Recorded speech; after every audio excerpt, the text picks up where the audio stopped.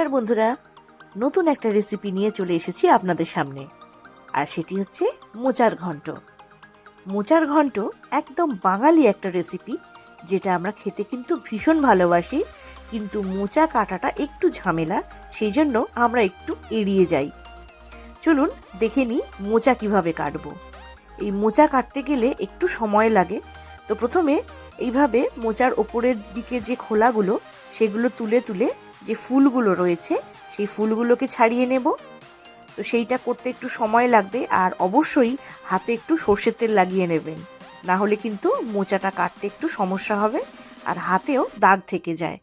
তো এইভাবে খোলাগুলো তুলে নিয়ে আমি প্রথমে ফুলগুলোকে আলাদা করে নিচ্ছি। এরপর এই ফুলগুলো থেকে মাঝখানে যে কাঠিটা থাকে আর একটা আঁশের মতো অংশ থাকে, সেই দুটো অংশ বাদ দিয়ে দিতে হবে। এইগুলো কিন্তু ফেলে দিতে হয়, খেতে নেই। তো মোচার থেকে কাঠিগুলো এবং আঁশগুলো আলাদা করে নিই।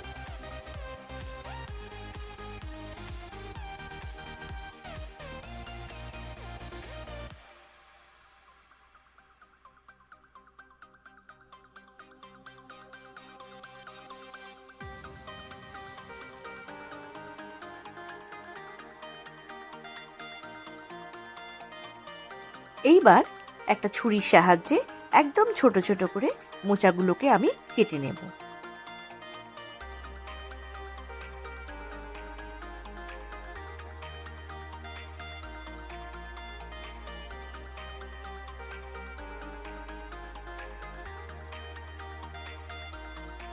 এইভাবে সব মোচাগুলো কাটা হয়ে গেলে তারপর একটা প্রেসার কুকারে এইগুলোকে আমি তুলে নেব, আর একটু নুন আর হলুদ দিয়ে এটাকে একটা সিটি দিয়ে একটু সেদ্ধ করে নেব। তাহলে মোচার যে কষটা থাকে সেই কষটা কিন্তু বেরিয়ে যাবে।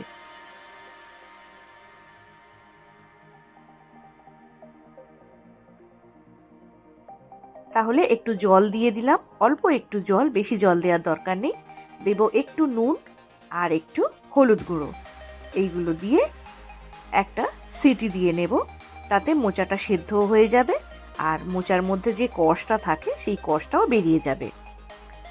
এবার কড়াইতে সর্ষের তেল দিয়ে দিয়েছি, তার মধ্যে ফোড়ন দেব তেজপাতা, দুটো তেজপাতা দিলাম, দুটো শুকনো লঙ্কা, 1 চামচ গোটা জিরে আর 3টে এলাচ আর লবঙ্গ, দারচিনি। এগুলো দিয়ে যখন খুব সুন্দর একটা স্মেল চলে আসবে, তখন এর মধ্যে দিয়ে দেব ছোট ছোট করে কেটে রাখা আলু। আলুগুলো দিয়ে একটু ভালো করে নাড়াচাড়া করে ভেজে নিতে হবে। আলুগুলো যখন ভাজা হয়ে যাবে, এর মধ্যে দিয়ে দেব বাটা মশলার একটা পেস্ট। এর মধ্যে রয়েছে 2 চামচ আদা বাটা, 2 চামচ জিরে বাটা আর নুন, হলুদ আর লঙ্কা গুঁড়ো। এইগুলো দিয়ে আলুটাকে একটু ভালো করে নাড়াচাড়া করে কষিয়ে নেব। একটু ঢাকা দিয়ে দিলাম, তাতে আলুগুলো একটু তাড়াতাড়ি সেদ্ধ হয়ে যাবে। আর রান্নাটা অবশ্যই মিডিয়াম ফ্লেমে করতে হবে, হাই ফ্লেমে দিলে কিন্তু মশলা পুড়ে যাবে আর আলু কিন্তু সেদ্ধ হবে না, তাতে কিন্তু রান্নাটা ভালো হবে না। ভেজানো একটু ছোলা এর মধ্যে দিয়ে দেব। ছোলার বদলে আপনারা কিন্তু নারকেল কোড়াও ব্যবহার করতে পারেন, কারণ মোচার ঘন্টে ছোলাও দেওয়া যায়, নারকেল কোড়াও দেওয়া যায়, আবার চিংড়ি মাছ ভেজেও দেওয়া যায়। এবারে মোচাগুলো যে সেদ্ধ করে রেখেছিলাম সেগুলোকে জল ঝরিয়ে ছেঁকে নিয়ে এর মধ্যে দিয়ে দিলাম। এইবার এই পুরো জিনিসটাকে একটু সময় নিয়ে মিডিয়াম ফ্লেমে ভালো করে কষিয়ে নিতে হবে, যাতে কাঁচা মশলা এবং গুঁড়ো মশলার কোনো গন্ধ না থাকে।